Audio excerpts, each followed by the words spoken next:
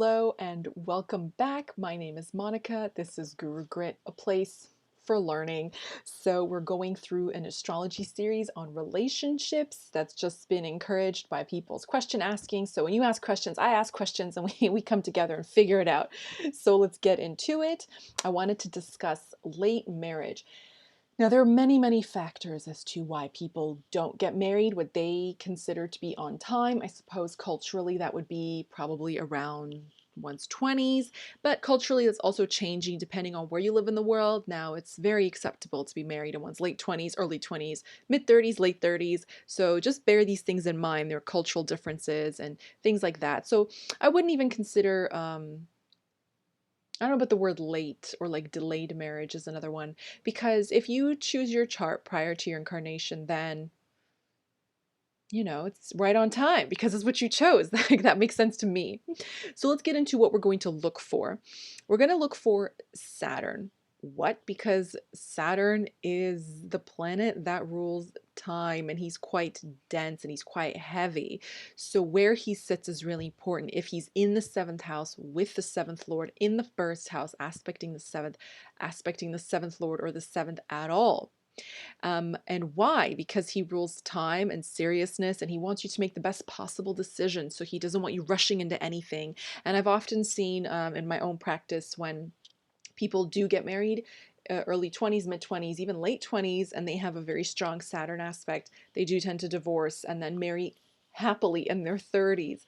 So when best time to get married if Saturn is around?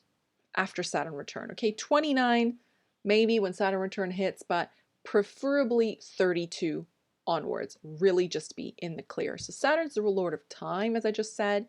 He's quite dense, he's quite cold, he's strict, he rules limitation. He can make you choose someone that's really real, someone who could provide you with security or be a provider, someone who's very established and doesn't play games, like what is a talking stage? Who? Here? Not me. You probably start looking around thinking, well, what? You come prepared when Saturn's in the seventh house. You know exactly what you're about, what you're looking for, and you expect your partner to do the same. So, I mean, any of that game playing is just not going to work well for him because, he likes to be alone. So you'd probably rather be alone than be toyed around with. So how does this help me? Well, it helps the person to grow, self-reflect, and build their life. So people like this can be like very, very successful, right? And then just very nice if they pair off with someone who's supportive or equally successful or just understands them. And then, it's nice to have a good marriage because he wants you to make the best decision possible. So where he sits, I mentioned, where has the Time Lord set upon his throne? The seventh house, of course, he can slow marriage down there. And the first, he will aspect the seventh. Anything in the first house will aspect the seventh house quite strongly. So other considerations I've also placed.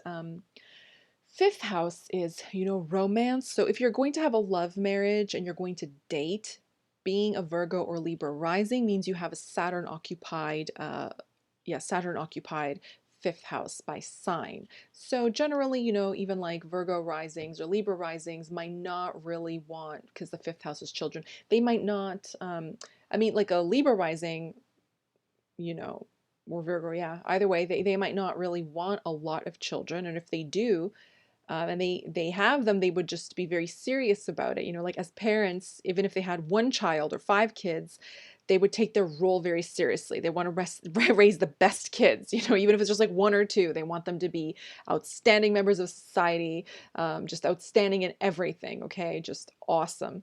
And therefore, it just brings a very serious approach to courtship. Not dating, I would say courtship. You want to be courted properly by a proper person. And, or if you're doing the courting, you want to court a proper person. You want to make sure that they're worthy of you, that you have similar vision and things, okay? Ninth house, rules, well, the institutions, and law, so institution of marriage. So in a sense, he maybe might make you lean towards quite serious people as well, might delay it, etc. Or any kind of relation, I suppose, to, seventh Lord Saturn in the ninth, fifth Lord Saturn in the seventh, or the way around. Seventh ruler. So for Leo rising, I put Leo and Aquarius rising, but he's the seventh ruler. If you're a Leo rising, then you're naturally probably going to be better off if you wait till your late 20s to start seeking a spouse seriously. If you're with someone, late 20s is a good time to start having the conversation, like, what are we doing and what's up? You know, I need to make them a PowerPoint presentation and point powerfully at it and let them know you mean business, because, you know, he will also bring very karmic relationships. Okay, when Aquarius is a sign that needs a bit of um, understanding from the native. Everybody has Aquarius somewhere in their chart. And that's an area of your life you really have to kind of work on. Okay, Scorpio and Aquarius are very, very karmic signs. So they're rewarding, but they can be challenging, and they require effort. So if you're a Leo rising, you're going to attract that karma into your marriage when you marry. So you must really work on yourself to attract the best possible prospect. Okay. When will he chill out? Well, he eases up around his mid-30s, your mid-30s. So after Saturn return, I said it's best time to get married. Marriage is preferable in later life, even if you, you know, I said it is possible to marry in early 20s, but unlikely to be a satisfactory marriage. So if you did marry and divorce, I mean, I've had someone, you know, who has a very particularly positioned Saturn. And I said, "Were you divorced?" And she said, "Yes." But that was the first time. I said, "Pardon?" And she said, "Yeah, I divorced twice in my 20s. And now in her mid 30s, she's much, much happier, you know. So you could, it's just better to marry a bit later, okay? Divorce is common when married young due to immaturity and lack of focus. Why? Because Saturn is serious. He does his humor. He can make people very funny because he rules time. So good timing. There's a book called The Humor Code about like it's wonderful. So, but he rules focus. So if you're focused and you're mature, you'll be all right. But chances are, if he's influencing that area of life, that's where you have to focus on. And then once you master it, you're good. You're sailing. It's going to be wonderful. So what can really help? A strong benefic aspect. A Jupiter, of course. He's the greatest benefic. You know, strong seventh house. An excellent Venus can help that. Now, there she is. Isn't this cool? Venus. Okay, so we're looking for Venus conjunctions to Saturn, which can slow her down. The nodes. Is she combust? Is she retrograde? Debilitated? So let's get into some examples as per usual. We've got Cameron Diaz. So Cameron Diaz, I believe she married at the age of 44. And one thing I'm trying to find out is how to see younger spouse, because she did marry somebody 7 years younger than her, Benji Madden, I think, if I'm not mistaken. Okay, so seventh house, we have the North Node. That I just obliterated that. That is the most hideous pen mark I've ever seen, and yellow is so hideous. What was I thinking? Okay, so yeah, the North Node is in the seventh, doing a bit of harm there, as we can see it. Okay, and then we look to Venus. Venus is all right here, but she is really close to the South Node. So Venus, again, Venus and Ketu, not so good. And she married late. Okay, Jupiter is also the husband for the woman. He's healthy in Sagittarius, and he's being aspected by Saturn. Okay, exactly 7-7 aspect here. So that's one example, quite a cool example. Very straightforward. Julianne Moore, I want to mention this is a second marriage. Okay, she was married once, it ended in divorce, and her second husband, she met him when she was 36. I believe they had a child when she was 37. He's also 10 years younger than her, and she married him, I don't know how old she was, early, mid 40s. They were together, I think, for like 7 years or something. I'm not sure. She married him in her 40s, mid 40s. Okay, so I'm going to have to double check that, but I do these like 1 in the morning, so there might be some yeah, but yeah, okay. She married her second husband quite late. So, okay, seventh house does have a malefic. Seventh house does have a malefic. And interestingly, when we went over the divorce presentation, just pay attention. The second house has debilitated malefic in it. Okay, another thing is seventh lord in the eighth, which is Jupiter. And Jupiter is debilitated. So the first divorce, astrologically, like anything is possible because we put our faith in a higher power, in the supernatural, in our maker. It can override all of this. But astrologically, if I was just going to do a straightforward equation, like a math formula, I would say the first divorce was inevitable, okay? Too much going on.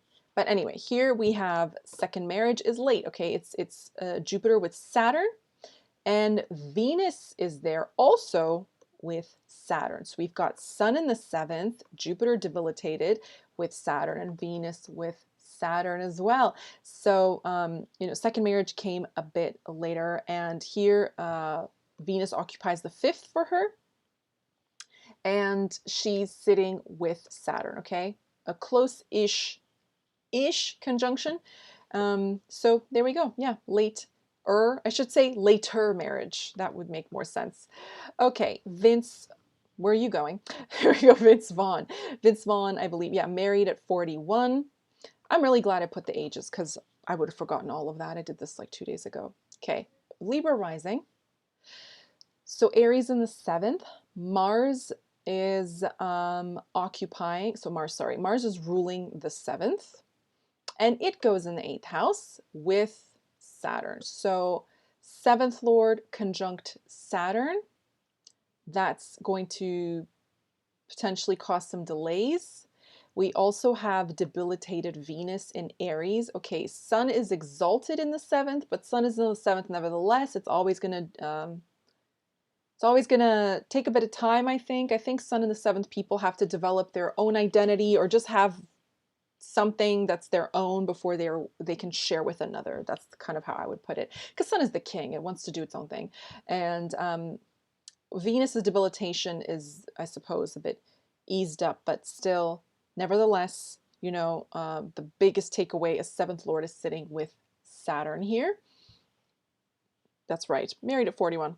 And, you know, yeah, that's it. Marsha Cross from, what was it called? Really, really popular show. It was on Wisteria Lane. I remember Wisteria Lane. Desperate Housewives. There we go. She was my favorite. I thought she was so beautiful. I could never get enough of her. Like visually, I just thought she was the most perfect person. And here she is. She was married at 44. Okay, Cancer rising. I should have also mentioned Cancer rising when I said the Leo rising, because of course Cancer risings have a sign of Saturn occupying the 7th house, which can slow things down, and then, you know, Saturn goes into the 8th house, which is a bit, I mean, you know, it's the house people generally tend not to like. But the thing too is Saturn is with the south node. So here we have the north node and the south node sits in there with Saturn. So it's afflicting the 7th Lord and it's, you know, separating it. The south node is very separative. So it's probably took some time to get there. And Venus with Sun is, she's not combust luckily, but she is debilitated in Aries. We'll discuss cancellation debilitation in the future, but just on the face of it, that's kind of what we get right away. So yeah, interesting. Prince Albert of Monaco, married at 53. So married at 53. We see here Saturn in the 7th. Saturn in the 7th. And I mean, really, clearly someone had to do, you know, a lot of growing up, a lot of maturing. Must have taken quite a bit of time. Quite a bit of time. And, you know, Jupiter rules knowledge. And when he's afflicted, and our morals. Okay, so when he's afflicted by the north node or the south node, it's usually a man who has to understand his own principles or values or kind of get some. I've done a whole thing. I haven't posted it or anything, but I am fascinated by this conjunction. I just think it's like, it gives extremely good results and extremely weird ones, you know. Yeah, so it's one of those things, probably someone who likes excess, probably liked dating a lot, liked having a lot of fun, didn't really care for convention. Usually people who think outside the box, you know, people who are free spirits or free thinkers, they don't really care to be limited. All right, they don't want that. Jupiter likes to expand, and then you put them at the north node, it's going to explode.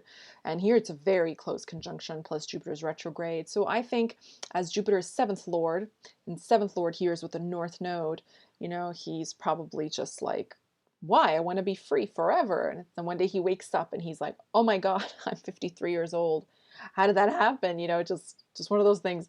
So yeah, very, very cool example, actually. It's quite interesting, quite an interesting little chart. So yeah, that's it. I just want to keep a quick little video about late marriage in astrology. And there are many ways to check for all of these things. So just if you have something like that, I wouldn't worry. You also have to check the condition of benefics, see if they're helping you. And there's always transits that help further, push things along. So never panic. If you panic, you just work against yourself. And if you see something, you can use it to your advantage. And just remember, you put your faith in the right place, you will always be rewarded. And if there's something you've always wanted, if that dream is in your heart, then of course it can come true. 100% it can come true. So astrology or not, use it to empower yourself, not disempower yourself. So I just want to say that. So thank you so much for watching. Thank you so much for being here. I'll see you next time with another video. And I wish you all the best. Until then, bye-bye.